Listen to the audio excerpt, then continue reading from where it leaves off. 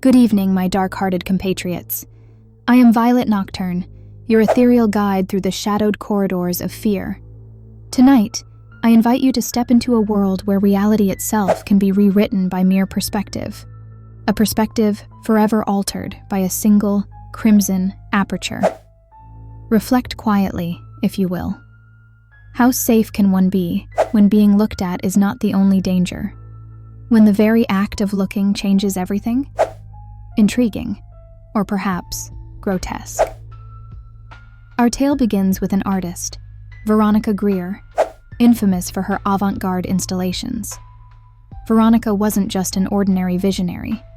Her art twisted the mundane into the macabre, earning accolades as much as it inspired nightmares. One fateful day, Veronica received an unmarked package at her studio. Inside was an antique camera, its mahogany body worn but polished, and its lens a menacing crimson hue. A small note accompanied it, a single line scrawled in trembling handwriting. "See the truth, but beware the gaze." Initially bemused, Veronica dismissed the ominous note as another eccentric prank. She displayed the camera in her studio among her other found treasures. For weeks, it sat undisturbed, albeit exuding an uncanny pull that Veronica tried to ignore, but its allure was irresistible. Late one night, under the pale light of a nearly full moon streaming through her window, she picked it up. The moment her fingers grazed its surface, a sharp sensation spread over her skin, a warm static, as though the camera itself had a pulse. Intrigued, and perhaps emboldened by champagne, Veronica aimed the lens at her reflection in a fractured mirror standing in the corner of her studio. She pressed the shutter gently.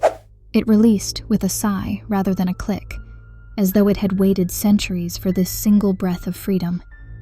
Nothing seemed extraordinary at first. The camera produced no instant photographs, nor did it make any digital beeps. It appeared dormant. Or was it? Veronica didn't sleep that night, haunted by an inexplicable unease, accompanied by faint whispers she couldn't place. By morning, she opened the drawer where she had set the camera, only to find a single Polaroid within. The image was uncanny. It captured not the fractured reflection she had seen the night before, but something else entirely. Her reflection in the photograph was twisted, fractured in places where the mirror had not been. Her eyes were far too large, their pupils black as an obsidian void. Worst of all was the mouth. It smiled, malevolent and broad, a smile no human jaw could accommodate. Mesmerized and horrified, she shoved the photograph deep within a journal, attempting to dismiss the experience, rationalizing it as a result of her artistic exhaustion. But she couldn't. Drawn into near obsession, Veronica began testing the camera on others. The barista at her cafe of choice, an elderly man cursing at pigeons in the park, even her closest friend and fellow artist, Raquel.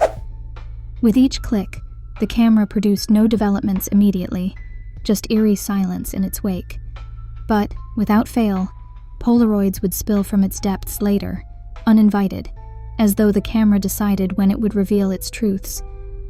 Every subject mirrored the haunting alterations she had seen in her own image earlier. People missing elements of their faces, while others seemed grotesquely exaggerated. And the gaze in each photograph, it seemed alive. Gazing away could barely shake the unsettling feeling that those twisted portraits were seeing more of Veronica than she'd ever intended to show. One evening, Raquel confronted her. The ever-wary friend had noted her changes, her withdrawn demeanor, the obsession that seemed to possess her every moment. Raquel tried to warn her. "Destroy it, Veronica. You're not the gallery for its sickness." But her warnings were swallowed by the dark lust Veronica felt for the secrets the camera seemed to tell. Veronica, fueled by morbid curiosity, decided finally to turn its crimson lens toward her own eye once more, to see deeply, fully. As she positioned herself before the camera in her dim-lit studio, An unnatural wind picked up, swirling scattered paint and loose canvas around the room. She felt an invisible pull, an unseen force urging her to proceed. She pressed the shutter, and an overwhelming silence consumed the atmosphere as the room's life seemed to vanish. Hours later, the camera remained on its tripod, its surface cool and lifeless, as though its cursed energy had extinguished. Veronica, however, disappeared as though she had evaporated into the night. All that lingered was a solitary portrait, a lifelike Polaroid depicting her with her eyes turned inward, no longer gazing out into the world, but spiraling into a darkness so unnatural, it was almost sentient. The gallery eventually displayed that image, a fittingly haunting end to her career. But you see, dear listener, the camera vanished shortly after. Some say it remains dormant, waiting to be claimed by another curious soul, as it casts an invitation to those who dare to witness truths that twist the boundaries of reality. So, let me ask you this. If you found such a camera by chance, would you pick it up? Or would you resist the urge to see what it sees, knowing what you know now?